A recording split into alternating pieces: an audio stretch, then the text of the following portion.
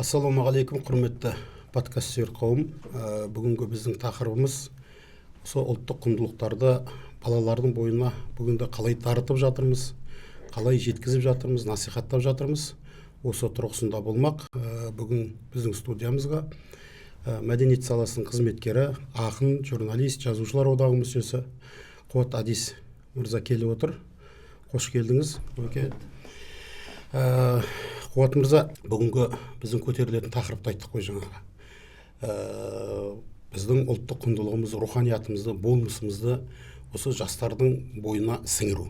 Бұл дүние кезінде ата әжелеріміздің ақылымен, жаңағы тыйымдарымен, және мынау әуелден бастап сонау әлдиден басталатын, одан кейін ертегілер, одан кейін бір қиссалар айту арқылы осы балаларға жеткізу тәсілдері болатын бізде. Енді заман өзгерді, адам өзгерді, түрлі құндылықтар басып жатыр, кейбір құндылықтардан айырылып жатырмыз. Осы біздің құндылықтарымыздан айырылуымыздың себебі. Және бұдан бір қандай бізге бір залалдар келуі мүмкін. Болмаса біздің жастарға осыны жеткізудің заманауи тәсілдері бар ма негізі жалпы? Енді біздің ұлттық құндылықтар дегенде, ұлттық құндылықтардың басында біздің ана тіліміз тұрады. Ана тіліміз жалпы тіл қай ұлттың да өзегі ғой сол ұлттың. Сондықтан осы тіл жанашырлары еліміздегі тілге жаны жейтін осы көптеген мінберлерден, биік мінберлерден мәселе көтеріп жүрген ағаларымыз, әсіресе осы ақын жазушылар, соның ішінде Мұхтар ағамызды, Шахановты ерекше атауға болады. Солардың уайымы, солардың болашаққа деген, болашақтағы қазақ тілінің, қазақтың келешегі қалай болады деген қаупі тегіннен емес. Өйткені тіл жоғалса, ұлт жоғалады дейді. Енді жер бетінен қанша мемлекет жоғалып кеткенін біз тарихтан білеміз. Олардың барлығы бір жер бетінен жойылып, аспанға ұшып болмаса жердің астына кіріп кеткен жоқ. Бар жердің бетінде тілін жоғалтқан. Сол арқылы үлкен ұлттарға, үлкен мемлекеттерге жұтылып кеткен. Демек, ұлт өзінің тілін ұмытқаннан кейін тәлім тәрбиесін де ұмытады. Әрине. Мысалы, мақал мәтелі ұмытылады ол жерде. Жалпы болмыс жоғалады ұлттың. Генетикалық тұрғыдан сақталып қалуы мүмкін, енді белгілі бір ғасырларға, болмаса уақыттарға дейін. Одан кейін енді қан араласуымен ол да бұзылып кетуі мүмкін, бірақ негізгі бұл қанды араластырмай ұстап тұратын да осы тіл ғой. Өйткені бір ұлт болады да, әр ұлттың баласы өзінің ұлтының қызын ғана алады. Демек, бұның өзі тілдің қанның да бұзылып кетпеуінің өзі септігі бар дейсіз. Енді бұл бөлек әңгіме, ол бұдан шамалы былай бір аунатып түсіріп айтатын әңгіме. Бірақ енді тілге байланысты әңгіме осы бағытта деп ойлаймын мен. Жалпы жаңағы айтып отырмыз ғой, қаншама мемлекет, қаншама ұлт жойылды жер бетінен. Солардың барлығы сол тілін ұмытуынан, өз тілін білмеуінен, ұрпақтан ұрпаққа жеткізбеуінен, аманаттамауынан, сақтамауынан деп ойлаймын мен. Ойлағанда дәл солай. Енді біз ұлтты сақтау үшін тілді сақтауымыз керек, ең бірінші. Бірақ қазір бұл қоғамда аса бір маңызды емес, мәні жоқ бір сипатқа еніп баратыр. Бұл әрине бір қауіпті емес, тіпті қорқынышты. Біз болашақ үшін, біздің ұрпағымыз үшін. Сондықтан жаңағы өзің айтып отқандай, біздегі барлық ұлттық құндылықтарымыздың бастауымызда тіл тұратын болса, сол тілден ұлттық құндылықтарымыз өзегі сол тіл. Ал енді одан кейінгі мынау мәдени мұраларымыз, біздің тарихымыз, салт дәстүріміз, әдет ғұрпымыз, ұстанымдарымыз, осы өзіміздің менталитетімізге сәйкес біздің қалыптасқан діни ұстанымдарымыз, наным сенімдер, солардың барлығы жиналып келіп біздің осы уақытқа дейін қаншама мысалға қазақтан қорлық көрген, қазақтан зорлық зомбылық көрген, қуғын көрген, сондай басынан қаншама нәубетті зобалаңды өткізген халық шығар жер бетінде. Бірақ сондай зобалаңдардан осы кезге дейін аман жетуі қазақтың бірінші тілі болса, содан кейінгі ұлттық құндылықтардың, салт дәстүрінің, әдет ғұрпының, ырым тиымдарының арқасында аман қалды деп ойлаймын. Бұл енді жалпы сонда былай дейсіз ғой, мына ұлттың құндылықтарының негізгі тірегі тіл. Я тілге тық қалса, жаңағы наным сенімдері басқа да ойсырап қалады. Енді мынадай сөз бар ғой, жас кезінде берілген білім немесе тәрбие тасқа қашап жазған жазумен тең дейді. Орта жаста құмға жазғандай, қартайғанда суға жазғандай дейді. Енді осы біз дәл осы кезде тілімізден айырылған жоқпыз, Құдайға шүкір. Қазақ тілінің мәртебесі өз биігінде дей аламыз. Енді осы қазақ тілін пайдалана отырып біз жастарға әлдейді жеткізе алып жатырмыз. Ал мақұл, енді кешегі әлдейлер ұмытылған шығар, мүмкін көнерген шығар. Енді өзіңіз бір жағынан ақынсыз, балалар әдебиетін қалыптастырып жүрген азамат ретінде осы бір жаңадан біздің тілімізді байытатын, сана сезімімізді байытатын дүниелер алып келіп жатсыздар ма? Жалпы осы балаларға ұлттық құндылықтарды насихаттай алатын, заманға лайықты. Мысалы, бесік жыры дейік, немесе жаңағы санамақ сияқты балаларға айтатын қандай дүниелер келіп жатыр? Әріптестеріңіз бар. Енді ол біздің енді қазақ тәрбиенің, қазақы біздің өмір сүруіміздің негізіне, өмір сүруімізге негізделген бір қағидат дейміз ба, солардың басында тұрған нәрсе ғой енді. Әлдей адам дүниеге келген кезде әлдеймен көзін ашып, ұлттың өзінің тілін туғаннан балаға сіңіру, осы жерде бастау алуы керек деп ойлаймын. Бір ғұламадан сұрапты дейді, балаға қай жасында тәрбие тесіңін, қай жасында тәрбие бесіктен басталу керек па деген кезде, жоқ, бесіктен басталса кешегі құрсақтан бастау керек тәрбиені деп.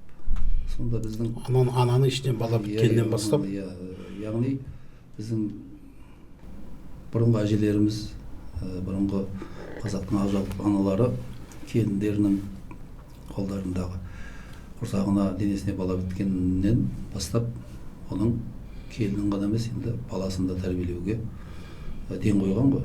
Мысалға, оны ойын сауық жерге, көп болатын өсек аяң айтылатын жерге, баланы аяғы ауыр кезде, ананы аяғы ауыр кезде, ауыр аяқ бала естімейді ғой, бірақ естімейді. Бірақ сондай құлаққа ауыр тиетін, құлақ естімеуі тиіс нәрсені ана құрсақта жатқанда сақтандырып, құрсағынан жатқанда сақтандырып, бір бөлмеге отырып, өзі үйде кесте тіктіріп, болмаса бір басқа да іспен айналысып отырып, келіннің ішіндегі баласын тәрбиелеуге тәрбиелеген, жол көрсеткен солай. Енді ананың тілі деген нәрседе, айналып келгенде тілге тіреледі, ананың тілі деген нәрседе сол анасының жақсы сөз сөйлеуі, ішінде баласы, бала біткен кезде, құрсағына шарана біткен кезде әлди айтуы, болмаса бір ұлттың, қазақтың жақсы әндерін айтуы, ыңылдап, соның барлығы балаға әсер етеді ғой, байлығы әсер етеді. Әсер етеді. Сол кездің өзінен бастап баланы тәрбиелеп отырып отырсын ба қазақ? Ананың тілі құрсақтан бастап баланың құлағына сіңеді деген сөз ғой. Енді бізде атаның тілі емес, ана тілі дейміз ғой. Ананың тілі. Бұл жерде енді атаның, әкенің қатысы жоқ деген сөз емес. Әрине, әкесінің тәрбиесі, атаның тәрбиесі, ол бала дүние есігін ашып жарық келгеннен кейін бұл аса маңызды. Оның іс-әрекеттері, сөзі, өзі, бүкіл болмысымен балаға үлгі болу керек. Ал енді ана бірақ бойына біткен балаға бірінші жауапкершілікті болашағына, баланың болашағына байланысты. Алып анадан шығады дейтін осыдан ғой. Алып анадан болады дейтін сол. Сондықтан бізде бала дұрыс болу үшін ана дұрыс болу керек. Ал ана дұрыс болу үшін? Ана дұрыс болу үшін қоғам дұрыс болу керек шығар. Біз демек қыз баланы дұрыс тәрбиелеуіміз керек деген сөз. Баланы енді қыз бала, ер бала не қылады, руды ұстайды, тәрбиелейді, қыз бала бүтін ұлтты тәрбиелейді дейді, қыз бұзылса ұлт бұзылады дейді. Сондықтан біздің кезіндегі ырым тыйымдардың бірі мына қызға 40 үйден тыйым деген. Осыны қалай талдауға болады? Осыны неше түрлі талдап жүрміз ғой? Енді бұны бұл талдау ма әлде жалпы аксиомалық бір ұғым ба? Түсінікті ғой бұл. Енді жаңағы бір ауыз сөз мысалға осыған келіп тіреліп тұр. Қыз бұзылса ұлт бұзылады деген Қазақтың бір ауыз сөзі бар. Бұл ұлттың тәрбиесі. Бір отбасының емес, бір әулеттің ғана емес, бір ауылдың емес. Бүкіл ұлттың келешегі, болашағын ойлап тұр. Демек, қызға 40 үйден тыю деген сөз, қыз баланы осы өзінің ақ босағасынан бастап, өскен ұясынан бастап, мынау мәңгілік өмір сүретін ортасына дейінгі аралықтағы қыз баланың тәрбиесі. Сол үйге аман есен жеткізу өзінің босағасына. Ол енді ата-анасына, ағаларына, бауырларына, сол елдің бүкіл әулеттің, сол елдің адамдарына, сол жұртына сын мысалға қыздың тәрбиесі. Ар намысы. Сондықтан бұрын бір ауылдағы бір қыздың намысы үшін, бір ауылдағы бір қыздың келешегі үшін соның ар намысын қорғауға бүкіл ауылдың жігіттері атсалысқан мысалға. Ал қазір бәрі керісінше. Сондықтан енді біздегі ұлт тәрбиесінің жамалы шеті сөгіліп жатқаны содан шығар. Жалпы қоғамға байланысты шығар деген өз жері ғой. Яғни қыз балаға өзінен үлкен ер балалар ағалық көрсете білу керек. Ағалық көрсете. Оның туыстық қатынасы болмай ақ қойсын, бірақ сол ауылдан мүмкін басқа рудікі болар, мүмкін басқа, бірақ бәрібір бұрынғы ата-бабаларымызда қыздың орны да төрде болған, қыздың ары да биік болған, қыздың абыройы да сол елдің абыройы болған мысалға. Сондықтан қызды 40 үйден емес, 100 үйден, тіпті 200 үйден. Осы мен мынағанда бір қоғамда жастардың бір келіспейтін тұсы бар. Баланы көп жиып тия берудің өзі баланың құқығын шектейді деп жатады. Мысалы қыздарға сен олай жүрме, бұлай жүрме, шашың жайма деген сияқты мектепте жасалған тыйымдарды оқушылары дұрыс қабылдамайды дейді ұстаздар. Неге деген кезде бұл заманға қарай оның жаңа құқықтарын шектеу, бостандықтарын шектеу деген бір пікір бар енді. Енді осы арада біз тыйым жасай беру, қыз баланы жасқып тастамайды ма, қалай болады? Енді қазір біз 21-ші ғасырда өмір сүріп отырмыз. Соны да ескеру керек шығар, бірақ ол ұлтқа байланысты емес. Білім алуға, тәжірибе алмасуға, шетелге оқуға, баяғыда мысалға кеңес заманында бізге жалпы біздің алдымыздағы буынға шетелге шығып оқуға, былайша жалпы әлемдік өркениетті көруге, прогресс, технологиялық прогрессті көруге мүмкіндік жоқ еді ғой. Оны қабылдауға үйренуге деген енді қазір бізге есік ашық қой әлемнің. Дүниенің төрт бұрышына барып, қазір жастарымыз білім алып келіп жатыр, үйреніп жатыр. Ол дұрыс, оны қолдаймыз, қуаттаймыз. Ұрпақтың білімді болғаны, ғылым үйренгені дұрыс. Өзі заманның ағымына қарай ғылымда дамиды. Одан тыс қалмау керек, шетін қалмау керек. Ол өйткені ғылым ол бір адамның ғана пайдасы емес, ол ұлттың пайдасы. Бір адам ғылым үйренсе, мысалға, айналасында 100 адам, 200 адам, тіпті 1000 адамға пайдасы тиюі мүмкін.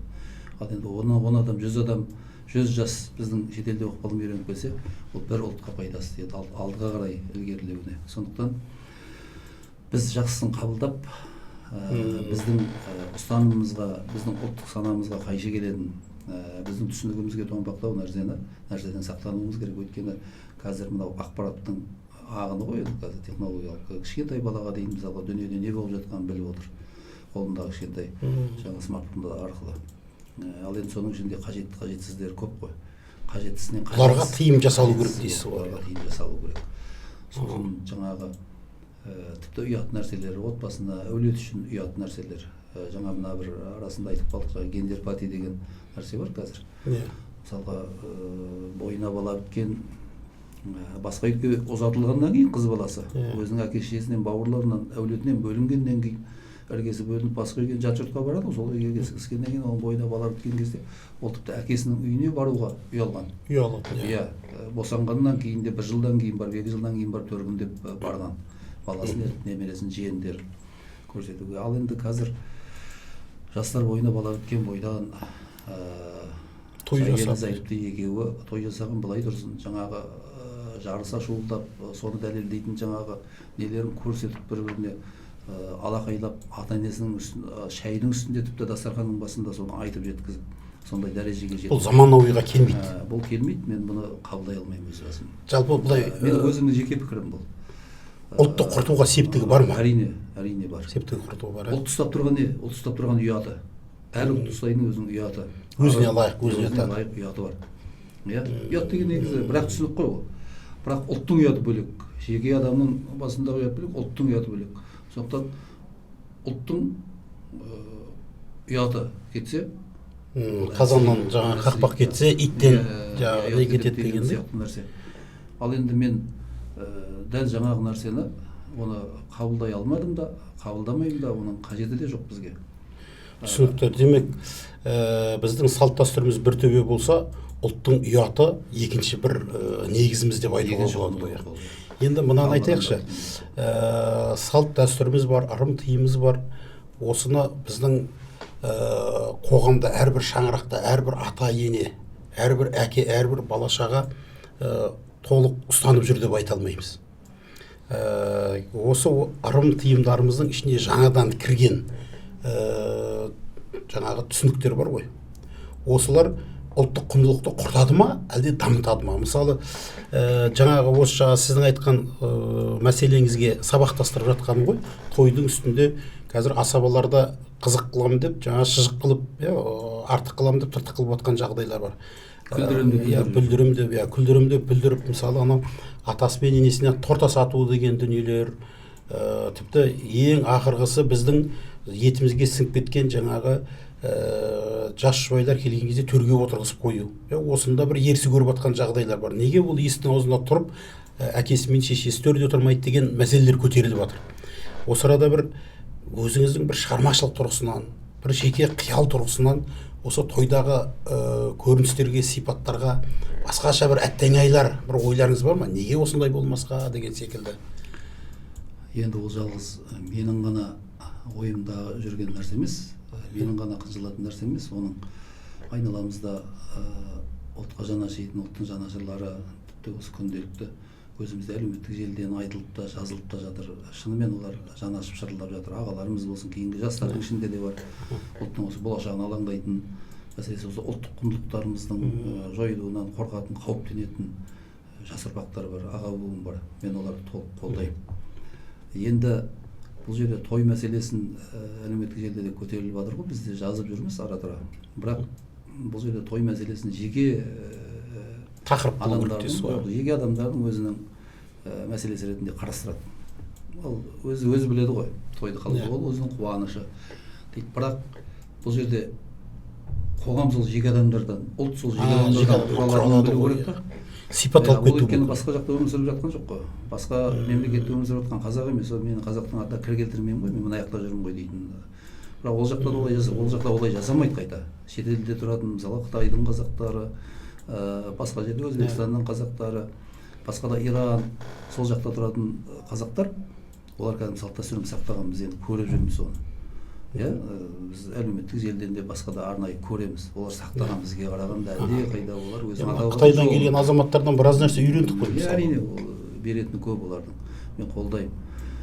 Сондықтан бізде сол той мәселесінде кәдімгі заңды тұрғыдан бір не керек сияқты, түзетулер керек сияқты. Кәдімгі өзіміздің баяғы ата-бабамыздың жолымен, енді дәл сондай болмағанмен заманға лайықтап соны шамалы жаңағы ұяттау. Асабаларды оқытатын орын болса қалай болар?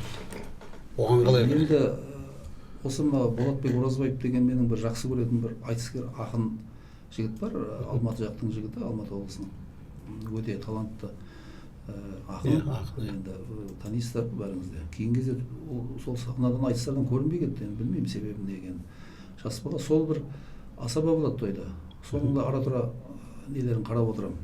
Той басқару жаңа несін, тәсілін. Сол жігіт бір жаңа оқыту дегеннен шығып жатыр. Осы асабаларды жинап, осы Қазақстанның түкпір-түкпіріндегі бір сол бағыт-бағдар беріп жүрген. Үлкені бар, өзінен кішісі бар, жастар бар. Мен соны қолдаймын. Енді жалпы онымен Болатбек қана айналыспау керек. Онымен кәдімгі сөз ұстанған, қазақтың бабасының жолын білетін, салт дәстүрін білетін, тойдың өнер алғысын білетін сондай азаматтар басын қосып тіпті оны үлкейту керек, ауқымдырақ қылып, тіпті талап қою керек сондай деңгейде. Сондықтан той деген бұл халықтың қазынасы деп айтып жатады ғой. Тойдың өзі тәлім ғой. Бұрынғы қазақта мысалға, бұрынғы қазақта тойда палуан күрескен, жыраулар болған, жыршылар, салсерлер келген, қаншама өсиет, қаншама тәлім, тәрбие, баласымен ертіп барып, немересін арқалап барып тойға. Мысалы, содан тәлім алған. Қазіргі тойда не аласың? Былайша шаршап қайтасың, шынымды айтсам. кейбір асабалардың жаңағы ойындарына өрескел бір ерсі әрекеттеріне тіпті олардың сөздерінің өзіне ұялып кәдімгідей қысылып қызарып қынжылып қайтасың. Соның барлығы ол бір жаңағы тойдың иесінің несіне байланысты емес, дұрыс, олардың ниеті түзу, енді әйтеуір қонақтарымыз риза болып кетсе екен деген ниетте шақыртатын шығар, жасататын шығар, рұқсат беретін шығар, бірақ негізінде ол жерде білдіретін сол өзіңіз айтып отқан асабалар. Сондықтан бізде асабалар дұрыс таңдалу керек пе, әлде енді жаңағыдай бір тойға осы той бизнесті реформа жасалу керек сияқты заңды тұрғыдан